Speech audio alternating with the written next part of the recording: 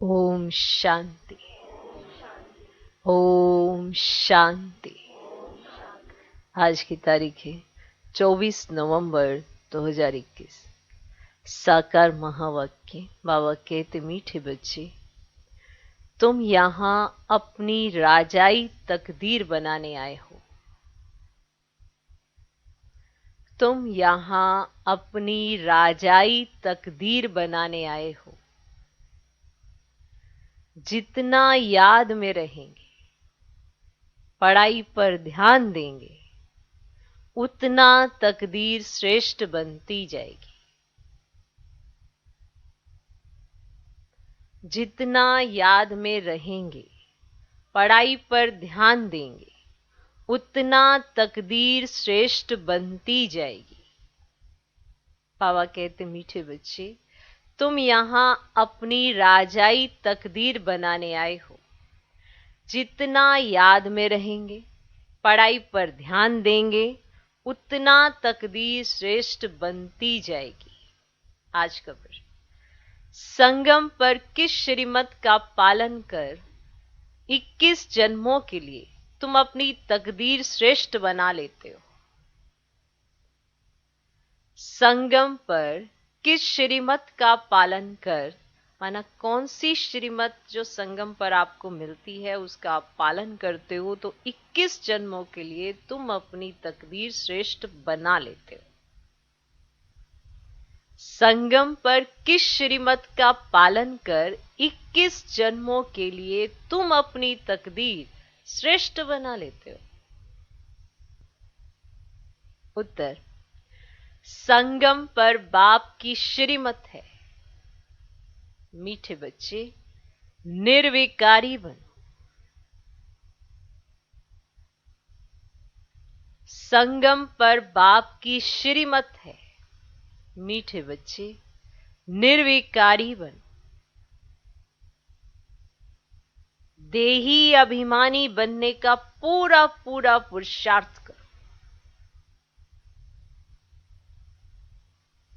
देही अभिमानी बनने का पूरा पूरा पुरुषार्थ करो। कभी कोई पाप कर्म नहीं करना। कभी कोई पाप कर्म नहीं करना। तो 21 जन्मों के लिए तकदीर श्रेष्ठ बन जाएगी। तो 21 जन्मों के लिए तकदीर श्रेष्ठ बन जाएगी। माना कौन सी तकदीर बनाने आए हो, तकदीर बनती कैसे है, श्रेष्ठ कैसे होती है, और कौन सी श्रीमत आपको संगम पर पालन करनी होती है जिससे 21 जन्मों के लिए तकदीर श्रेष्ठ बन जाती है, तो वो है निर्विकारी बनो। माना कोई भी विकार नहीं होना चाहिए। कोई भी बुराई अपने साथ नहीं होनी चाहिए। कई बार हम ऐसे कह देते ना, बाकी सब तो मेरा ठीक हो गया, बस एक ये रहे, और उसको साधारणता में साथ ही लेके चलते रहते। तो बनना है निर्विकारी, तो देही अभिमानी बनने का पूरा पूरा पुरुषार्थ करो। कभी कोई पाप कर्म नहीं करना, तो 21 जन्मों के लिए तकदीर श्रेष्ठ बन जाएगी। अच्छा, आज का गीत कौन सा होगा? तकदीर जगा कर आई हूं। ओम शांति। मीठे मीठे रूहानी बच्चों ने ये गीत सुना। अब इन 2 लाइन का अर्थ जिन्होंने समझा वे हाथ उठाएं। ये किसने कहा तकदीर जगा कर आई हूं? आत्मा ने। सभी की आत्मा कहती है मैं तकदीर बना कर आई हूं। कौन सी तकदीर? नई दुनिया में जाने की तकदीर। नई दुनिया है स्वर्ग और ये पुरानी दुनिया है नरक। तो ये सब आत्माएं कहती हैं। आत्मा को तो शरीर जरूर चाहिए, तब तो बोले। जीव की आत्माएं कहती हैं हम आए हैं स्कूल में तकदीर बनाने। तो पढ़ाने वाला कौन है? शिव बाबा, ज्ञान का सागर। तो मनुष्य को देवता अथवा पतित को पावन, नरकवासियों को स्वर्गवासी बनाने वाला वह एक बाप ही है। इस नरक को आग लगनी है। दुनिया में ऐसा कोई स्कूल नहीं जहां बच्चे कहें कि हम बेहद के बाप के पास आए हैं, अथवा ऐसा भी कोई नहीं जो कहे मैं बाप भी हूं, टीचर भी हूं और गुरु भी हूं। ऐसा कोई नहीं जो बच्चे ये कहें, और ऐसा और भी कोई नहीं जो ये कहे मैं बाप भी हूं, टीचर भी हूं, गुरु भी हूं। ये ब्रह्मा भी नहीं कह सकते हैं। एक शिव बाबा ही कहते हैं मैं सभी का बाप, टीचर, गुरु हूं। वही बैठ पढ़ाते हैं। तो अब बच्चों को तकदीर बनानी है। क्या करना है? तकदीर बनानी है। बच्चे कहते हैं हम आए हैं नई राजधानी, माना नई दुनिया की राजधानी की तकदीर बनाने। हमको मालूम है ये पुरानी दुनिया खत्म होनी है। बाप आकर नई दुनिया स्थापन करते हैं। तुम 21 जन्मों का राज्य भाग लेने पढ़ते हो ना? गोया तुम राजा ही तकदीर बनाने आए हो, है ना? अभी तो कोई राजा ही नहीं, कोई राजा नहीं, कोई रानी नहीं, और यहां एक ऐसी पढ़ाई पढ़ते हो जिससे राजाई तकदीर बनती है। ऐसा ही है ना? यहां राजयोग सीख रहे हो। ये गीत तो भल उन नाटक वालों का बनाया हुआ है, परंतु इसका अर्थ फिर समझाया जाता है। जैसे बाप सभी वेदों शास्त्रों का सार बैठ समझाते हैं, इस समय सारी दुनिया में है भक्ति, है ना? अब सत्युग में भक्ति मंदिर आदि होते ही नहीं है। तुमने आधा कल्प भक्ति की है, अब तो भगवान मिल गया है। अब पहले पहले भारत में इन देवी देवताओं का राज्य था, फिर 84 जन्म लेते लेते तकदीर बिगड़ गई है ना? अब फिर से तकदीर बनाते। बाप आई है तकदीर बनाने, तो बच्चों को कहते हैं मुझे याद करो। देखो तकदीर तो बनेगी तब। कहेंगे मैं ऐसा ही हूं, मेरा तो ऐसे ही है। तो ऐसे क्यों हो? विचार करो ना, ऐसे क्यों हो? क्योंकि जो भगवान सुनाता है वो करते नहीं, तो ऐसे ही रहोगे जैसे सोचते हो। जो भगवान सोचने के लिए कहता है, जो समझने के लिए कहता है, जो अप्लाई करने के लिए कहता है, जो डायरेक्शन देता है, वो अगर आप एक्यूरेट नहीं करते हो, श्रीमत का पालन नहीं करते हो, तो वैसे ही हो। फिर ऐसे ही बोलेंगे हम कि हम ऐसे ही हैं। भगवान आपकी तकदीर बनाने के लिए इतनी मेहनत करे और आपसे मेहनत होए ना, फिर तो यही कहोगे हम ऐसे ही हैं। अब मेहनत क्यों नहीं हो रही है? क्योंकि जो उन्होंने कहा वो सुनना ही नहीं, जो उन्होंने कहा वो समझना ही नहीं, जो उन्होंने कहा वो अप्लाई करना ही नहीं। जब प्रैक्टिकल कुछ करना ही नहीं तो जैसे थे वैसे ही रहेंगे। तो तकदीर कैसे जगेगी? तकदीर जगती तब है जब हम सुनते हैं, समझते हैं, पालन करते हैं, डायरेक्शन पर चलते हैं, श्रीमत का कहना मानते हैं। जग गई तकदीर। खुद को भी महसूस होता है, पूरा विश्व भी देखता है इनकी तकदीर जगी हुई है। अब किसी की लॉटरी लगे तो ये जगह ना मेरी लॉटरी लगी है, और दुनिया को भी पता चल जाएगा। कैसे? वो प्यार से बांट रहा है क्या? उसकी एक्टिविटी बदल जाती है तो दुनिया क्या कहती है? लॉटरी लगी है क्या इसकी? माना पहले ये ऐसा नहीं था, अब जो इसकी एक्टिविटी है चेंज हो गई है, तो कुछ तो हुआ है इसके साथ। वो कहने थोड़ा ढिंडोरा लेके पीटने थोड़ा गया कि मेरी लॉटरी लग गई, लेकिन उसकी एक्टिविटी बदलते ही सबको पता चलता है कुछ तो इसकी तकदीर में आया है भाई। अब बताओ, एक्टिविटी बदली तभी तो दिखा ना। आपकी भी तकदीर जगी है तो आपकी एक्टिविटी बदली होगी तो कोई कहेगा तकदीर जगी है। तो तकदीर पर आज बहुत अच्छे से समझानी मिल रही है। तो सोचना भी आप कि तकदीर जगी भी है या सोई पड़ी है। भगवान जगाए आप सुलाएं, ऐसी तो नहीं तकदीर है कहीं। ओके, तो बाप आई है ना तकदीर बनाने आए हैं ना। बच्चों को कहते हैं मुझे याद करो, तुम बहुत ही पापात्मा बन पड़े हो। विचार करो, ये पाप आत्मा होने के कारण ही तो इतनी सारी तदबीर जो बाबा करते हैं, युक्तियां बताते हैं, डायरेक्शंस देते हैं, अप्लाई नहीं होते। पाप आत्मा बन पड़े हो। पहले पहले भक्ति की जाती है शिव बाबा की, वह है अव्यभिचारी भक्ति। फिर भक्ति भी व्यभिचारी हो जाती है। तो बच्चों को पहले पहले ये निश्चय होना चाहिए कि जिसको भगवान कहा जाता है वह हमको पढ़ाते हैं। निश्चय तो हो कि आपको कोई मनुष्य, कोई साधु संत महात्मा कोई ऐसे नहीं पढ़ा रहे हैं, स्वयं भगवान हमको पढ़ाते हैं। उनको कोई शरीर है नहीं, वह इस शरीर में बैठ बोलते हैं। जैसे तुम्हारी आत्मा इस शरीर में आने से बोलने लगती है। कभी कभी मनुष्य मर जाते हैं, फिर जब शमशान में ले जाते हैं ना, तो आधे में चुरपुर करने लग पड़ते हैं। ऐसे माना पता चला कि हाँ ने शरीर छोड़ दिया है और आधे में ले गए। माना घर से एकदम सीधा लेते जा रहे हैं और आधे में देखा वो हिलने लग गए, तो चुरपुर शुरू हो जाती है। अब आत्मा तो कहाँ थी, फिर कहीं छिप गई होगी। ना इतना बड़ा शरीर है ना, कहीं छिप कर बैठ गई होगी कोने में, माना अनकॉन्शियस हो गई होगी और पता नहीं पड़ा होगा कि है कहाँ। तो बाबा ने उस पर भी समझाने दिया आज कि माना ये इसीलिए बाबा कहते हैं कि मैं भी आके बैठ जाता हूँ, छिप जाता हूँ, है ना।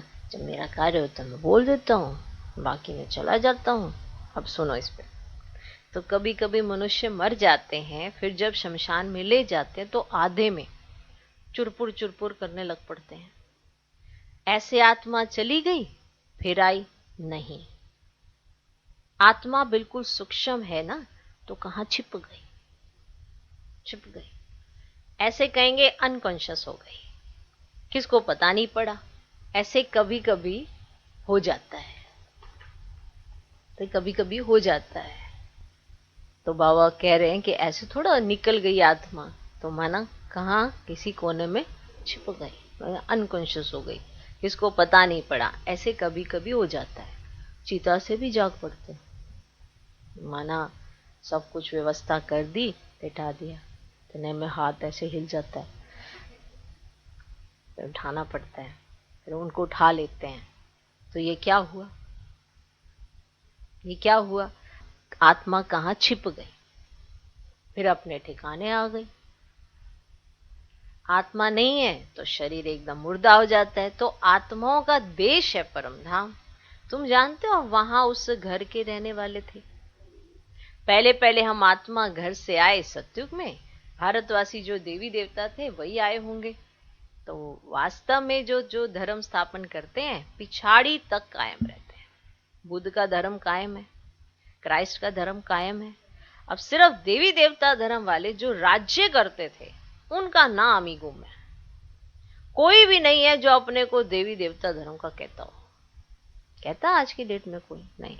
बुद्ध का धर्म है, क्राइस्ट का धर्म है, सबका धर्म है, सबको पता है। लेकिन ये आदि सनातन देवी देवता धर्म वाले अपने आप को आदि सनातन देवी देवता धर्म के कहते ही नहीं है। और किसी के साथ ऐसा हुआ? बाप समझाते हैं भारतवासी अपने धर्म को भूल गए हैं। हमारा ग्रस्त धर्म पवित्र था, संपूर्ण निर्विकारी, महाराजा महारानी का राज्य था। उन्हों को कहते हैं भगवती लक्ष्मी और भगवान नारायण। वास्तव में भगवान एक है, उनको ही ज्ञान सागर कहा जाता है। इन लक्ष्मी नारायण में तो कोई ज्ञान है नहीं। ज्ञान का सागर एक ही शिव बाबा है। वह बैठ तुम बच्चों को ज्ञान देते हैं। तुम अभी पढ़ रहे हो, ये पढ़ाई फिर वहां भूल जाएगी। माना आज जो आप याद कर रहे हो, सुन रहे हो, ये फिर वहां जब जाओगे तो भूल जाएगी। अभी तुम हर एक समझते हो। हमारी आत्मा में 84 जन्मों का रिकॉर्ड भरा हुआ है। आत्मा अभी नॉलेज ले रही है, फिर सत्युग में जाकर अपना राज्य भाग्य करेगी। तुम कहेंगे हमने 84 का चक्कर लगाया, अब बाबा से हम स्वर्ग की बादशाही ले रहे हैं। हर एक उस दादे से वर्षा लेते हैं, परंतु अपने अपने पुरुषार्थ अनुसार। देखो हम सब बैठे हैं, मुरली सब सुन रहे हैं, पर समझ हरेक की अपने अपने पुरुषार्थ अनुसार। इसमें ही हम सब की कैटेगरी तैयार हो जाती है। इसमें भगवान कुछ नहीं कर रहे हैं। वो तो एक समान मुरली उन्होंने लिखकर आपके पास भेज दी, सबके पास पहुंची। लेकिन जितना मेरा पुरुषार्थ जितनी मैंने अपनी समझ बाप के साथ कंबाइंड होकर अच्छी बनाई होगी, उतना मुझे ये सब समझ में आना है, उतना मैं अप्लाई कर पाऊं। तो अपने अपने पुरुषार्थ अनुसार इसमें कोई हिस्सा बांटा नहीं जाता है, ये लो तुम ले लो, ये लो तुम ले लो, ये एरिया तुम्हारा, इसमें हिस्सा नहीं बांटा जाता है। अज्ञान काल में बांटा जाता है ना। वेद का बाप कहते हैं हम वैकुंठ स्थापन करते हैं, उसमें उच्च मर्तबा पाना, ये है तुम्हारे पुरुषार्थ पर माना। मैंने वैकुंठ बनाना है, शिव बाबा ने कहा। अब उस वैकुंठ में तुमने क्या मर्तबा पाना है वो मैंने डिसाइड नहीं करना है, वो तुम्हारे पुरुषार्थ ने डिसाइड करना है। जैसा जिसका पुरुषार्थ, जैसी जिसने उसने अपनी समझ को बाप की डायरेक्शन पर मान वैसा बनाया, बुद्धि को सोने जैसा बनाया, योग लगाया, बुद्धि अच्छी हुई, देह अभिमान कटा, तो वैसा मर्तबा पाएगा। बहुत सिंपल थ्योरी है। फिर भी कहते हैं ये भगवान ही कर रहा है। भगवान ने कहा ये मेरा कार्य नहीं है, नहीं है ना, बहुत स्पष्ट बताते हैं, नहीं है मेरा ये कार्य। मैंने वैकुंठ स्थापन किया, उसमें उच्च मर्तबा पाना वह है तुम्हारे पुरुषार्थ परमाधार। जितना बाप को याद करेंगे उतना विक्रम विनाश होंगे, पवित्र बनेंगे। अब देखो, याद की यात्रा की डायरेक्शन तो सबको मिली है। जो ये समझे कि मैं बहुत अपवित्र हूं और याद में रहने की मेहनत करता रहे, तो उसकी पवित्रता तो जल्दी आएगी ना, उसकी बुद्धि तो ज्यादा अच्छी होगी ना। अब वो मेहनत कर रही है, आत्मा विक्रम को विनाश कर रही है, तो फिर मर्तबा भी तो वही पाएगी ना। हम सबको पता है हम अपवित्र हुए, पवित्र बनने की मेहनत करनी है, मेहनत है याद की यात्रा, तो विक्रम तो विनाश करने होंगे ना, पवित्र बनेंगे ना। सोना को भट्टी में डालते हैं ना, तो उनसे खाद निकल सच्चे सोने की डल्ली बन जाती है। ऐसे दिखाई देने में तो कितना बड़ा होता है, लेकिन जब उसमें खाद डाल के ही ऐसा इतना बड़ा बनाया जाता है, फिर जब उसे आग में डाला जाता है तो एक डल्ली सी बन जाती है।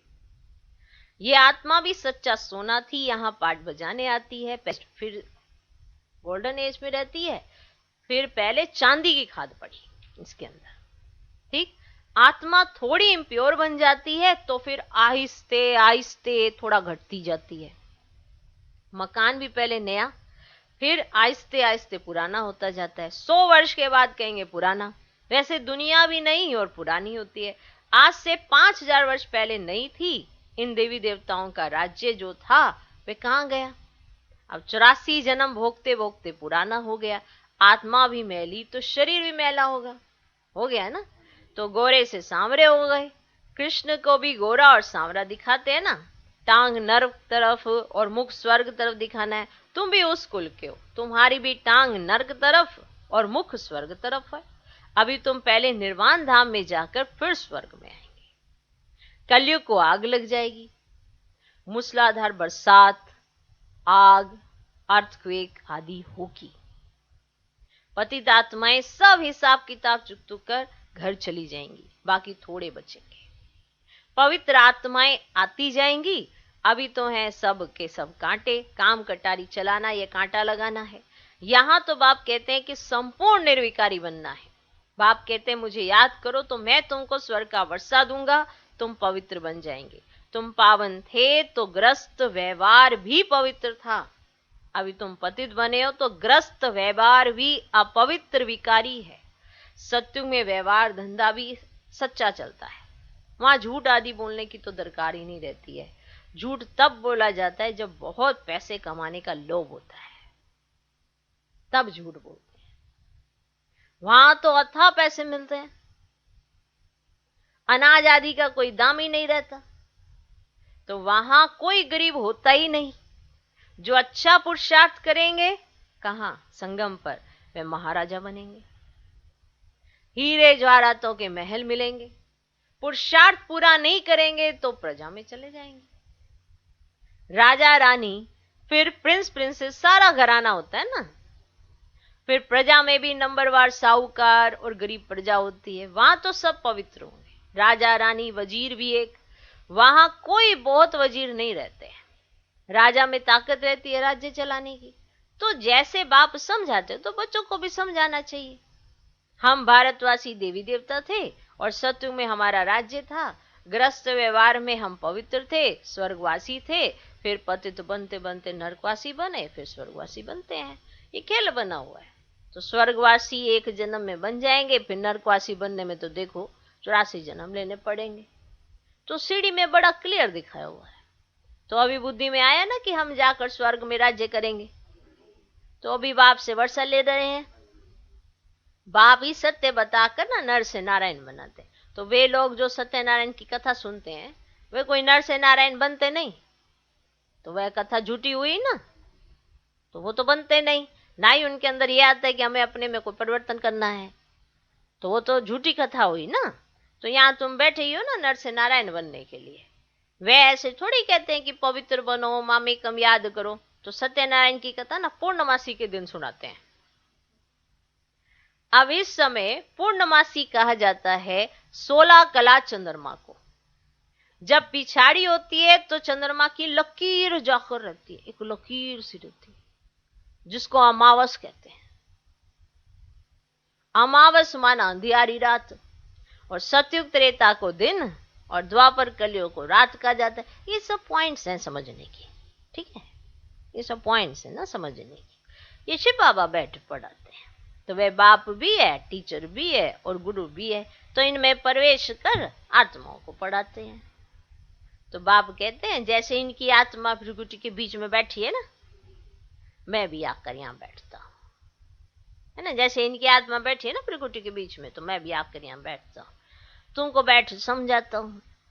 तुम पहले पावन थे, फिर पतित बने हो। अब मुझ बाप को याद करो। पवित्र बनने बिगर घर तो वापस जा नहीं सकेंगे। पवित्र बनेंगे तब उड़ेंगे।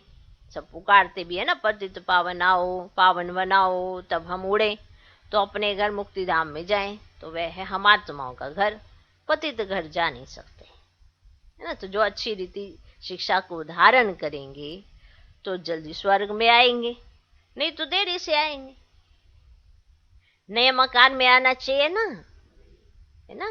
ऐसे थोड़ा पुराना हो जाए तो आजो आजो आजो, है ना। नए मकान में आना चाहिए ना, नए मकान में मजा है ना मजा।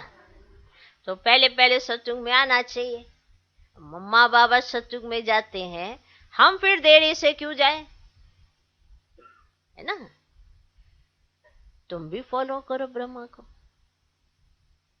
तुम भी फॉलो करो ब्रह्मा को। तो बाप को याद करते रहो। कोई बात में तकलीफ होती है ना, तो शिव बाबा से पूछो। अब श्रीमत से ही श्रेष्ठ बनेंगे। तो पुरानी दुनिया में तो 5 विकारों रूपी रावण की मत पर तो देखो चलते आए हो। तो पहले पहले देह अभिमान। अभी तुम बच्चों को क्या बनना है, देही अभिमानी बनना है। मैं आत्मा परम धाम की रहने वाली हूँ, उनको शांति धाम कहा जाता है। तो ऐसी ऐसी बातें दूसरा तो कोई समझा ना सके, तो बाप ही समझाते हैं। तुम्हारी आत्मा इन ऑर्गन से सुनती है। अब सत्युग में कभी शरीर खराब होता ही नहीं, कभी शरीर खराब नहीं होता सत्युग में। यहाँ तो बैठे बैठे अकाले मृत्यु हो जाती है। अब सत्युग में ऐसी कोई बात होती ही नहीं। उसको कहा ही जाता है हेवन, स्वर्ग, पैराडाइज। फिर हम चक्र लगाकर पुनर्जन्म लेते लेते 84 का चक्र पूरा किया है ना। फिर बाप आकर बच्चों को स्वर्ग का लायक बनाते हैं। तो अभी तुम नई दुनिया के लायक बने हो। अभी तो नरक है। अभी तुम आए हो ना नरकवासी से स्वर्गवासी बनने की तकदीर बनाने। तो कहते हैं हम शिव बाबा के पास आए हैं तकदीर बनाने। तो कल्प कल्प हर 5000 वर्ष के बाद हम तकदीर बनाते हैं। तो हम स्वर्गवासी बनते हैं, फिर रावण राज्य शुरू होने से हम विकारी बन जाते हैं। तो अभी सब विकारी पतित हैं, है ना। तब तो बाप आकर नई दुनिया स्थापन करते हैं ना। तो नई दुनिया में सिर्फ तुम बच्चे ही होंगे, तो बाकी सब शांति धाम में चले जाएंगे। ऊपर में आत्माओं का झाड़ है, फिर अपने अपने समय पर आएंगे। तो जब हमारा राज्य होगा ना, तो वहां और धर्म वाले होंगे ही नहीं। फिर द्वापर में रावण राज्य शुरू होगा। तो ये सब बातें अच्छी रीति धारण करनी है। ओके। तो यहाँ नरकवासी से स्वर्गवासी बनना है। अब नरकवासी मनुष्य को असुर और स्वर्गवासी मनुष्य को देवता कहा जाता है। अब सभी आसुरी स्वभाव वाले। अब बाप बैठ पुरुषार्थ कराते हैं तो बाप कहते पवित्र बनो, हर बात में पूछते रहो। कोई पूछते हैं कि बाबा धंधे में झूठ बोलना पड़ता है, अब झूठ बोलने से थोड़ा पाप बनेगा।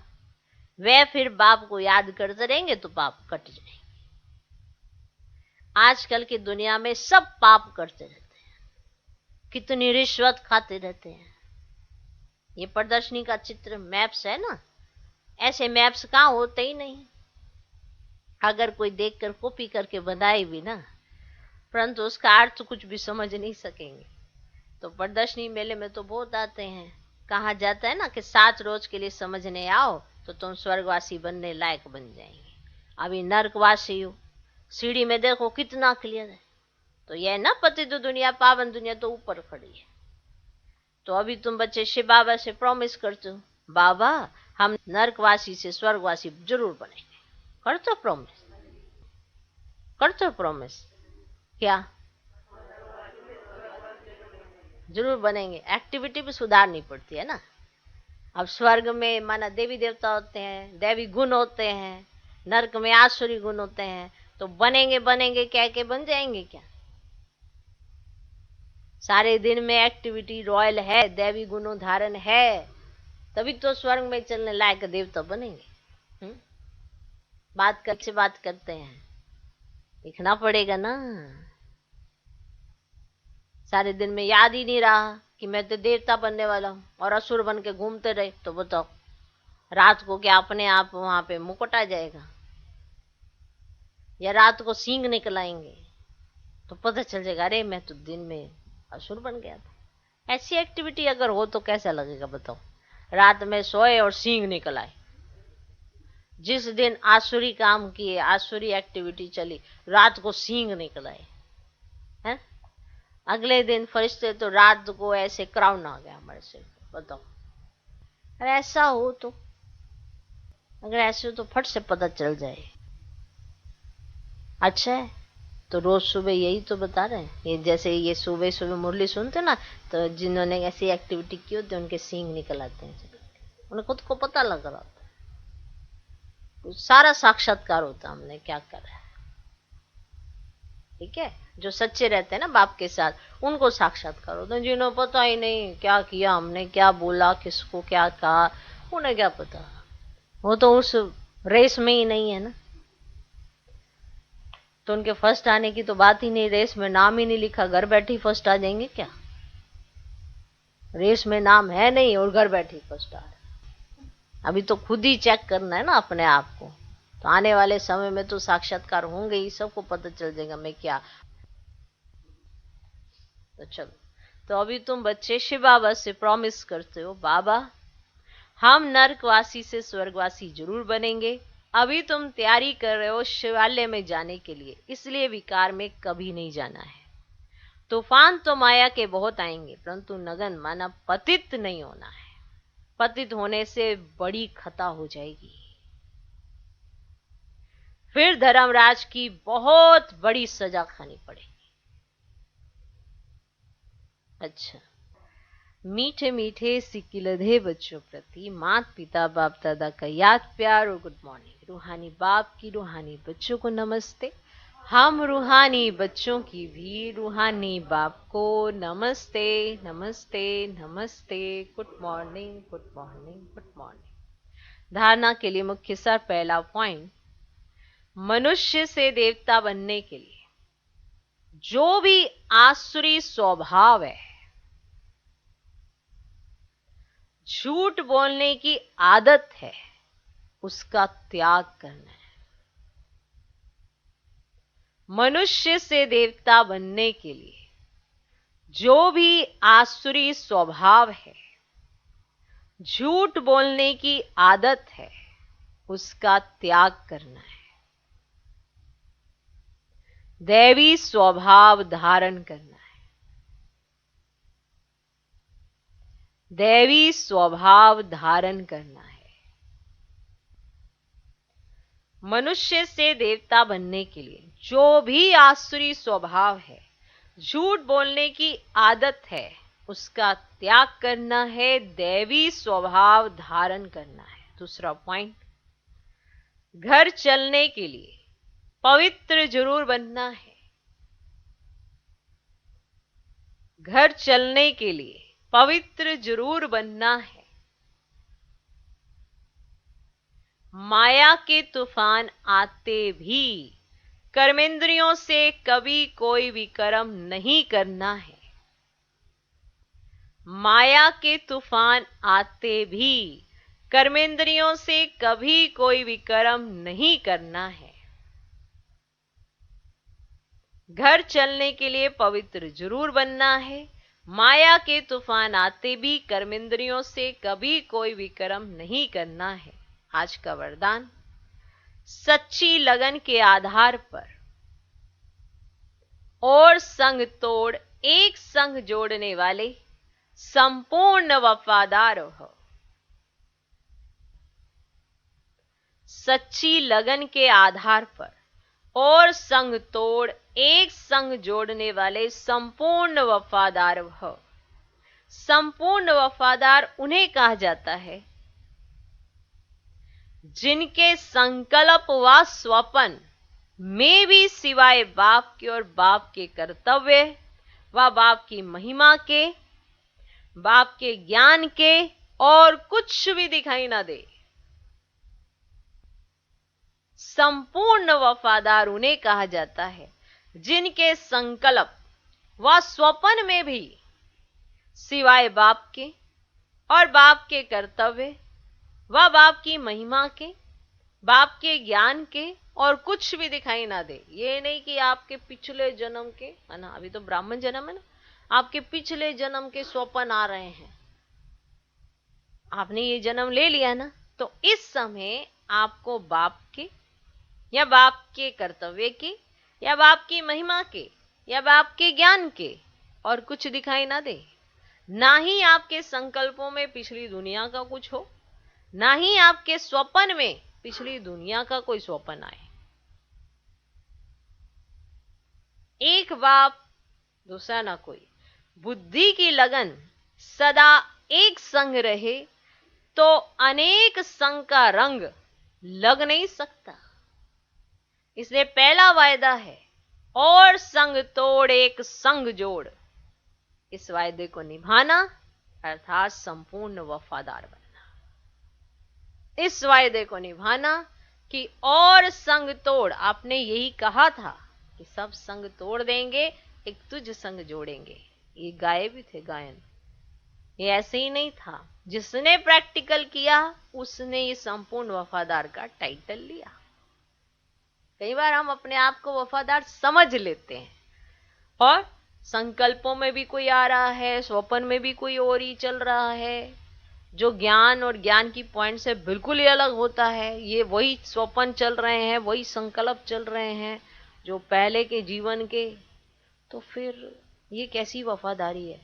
वफादारी वो जो स्वप्न में भी चले, स्वप्न में भी आपकी वफादारी ब्रेक ना होती हो, उसी को वफादारी कहते हैं ना। क्योंकि उसने सारे दिन में वफादारी का चोला अपने आप ओढ़ा नहीं, उसका जीवन ही वफादारी से चल रहा है, तो उसको स्वप्न अलग कैसे आ सकते हैं? ये बात डाइजेस्ट नहीं होती। जो इंजीनियरिंग करता है वो इंजीनियरिंग के ही स्वप्न देखता है, डॉक्टरी करता है तो डॉक्टरी के ही स्वप्न देखता है। डॉक्टर जाके वहां पे बैरिस्टर नहीं बन जाता कि बैरिस्ट्री का कोट डाला हुआ है उसने, वो डॉक्टरी के ही देखेगा। क्योंकि जो सारे दिन में उसकी दिनचर्या है, सब कुछ है, जहां उसकी बुद्धि जाती है वही तो देखेगा ना। तो स्वप्न हट के थोड़ा आ जाएंगे। कभी डॉक्टर ऐसे मजदूरी करता हुआ अपने आप को देख पाएगा क्या? नहीं ना। उसके स्वप्न में क्या है? डॉक्टरी है। तो कभी चीर फाड़ करता, कभी हॉस्पिटल में ये पेशेंट, ये वो, यही दिखाई देगा उसको। तो आप सब क्या है? आपकी भी तो वफादारी होनी चाहिए ना। ये थोड़ा कि कोई भी स्वप्न में आके कुछ भी होता रहे, कैसे भी संकल्प चलते रहे, कोई आप किसी के पीछे भागे जा रहे हो, वो ये हो रहा जा रहा है, वो ही जा रहा है, और ना तो बाबा का ज्ञान है आपकी बुद्धि में उस समय। माना स्वप्न में भी ज्ञान इमर्ज होना चाहिए। कहेंगे ना कि सारे दिन में भी ज्ञान है, जीवन में भी ज्ञान है, ये दिन सोपन में ही ज्ञान ही उड़ गया। तो बाप के और बाप के कर्तव्य व बाप की महिमा के, बाप के ज्ञान के और कुछ भी दिखाई ना दे, तब कहेंगे एक बाप के साथ ही आपकी प्रीत लगी हुई है। ओके, ये नहीं कि बाबा आपको नजर आएगा, लेकिन उसी से रिलेटेड, ज्ञान से ही रिलेटेड, माना आपके जीवन से ही रिलेटेड वो चीजें दिखाई देंगी। तो आपका पहला वायदा है और संग तोड़ एक संग जोड़, इस वायदे को निभाना अर्थात संपूर्ण वफादार बनना। आज का स्लोगन, सत्यता की स्वस्थिति परिस्थितियों में भी संपूर्ण बना देगी। सत्यता की स्वस्थिति परिस्थितियों में भी संपूर्ण बना देगी। अगर आप सत्यता से अपनी स्थिति को बनाए रखते हो तो आप कोई भी परिस्थिति आ जाए उसमें संपूर्ण विजयी जरूर बनोगे, चाहे कैसी भी परिस्थिति क्यों ना जाए, क्योंकि आपकी सत्यता की स्वस्थिति, आप उसमें स्थित रहते हो। सत्यता की स्वस्थिति परिस्थितियों में भी संपूर्ण बना देगी। ओम शांति।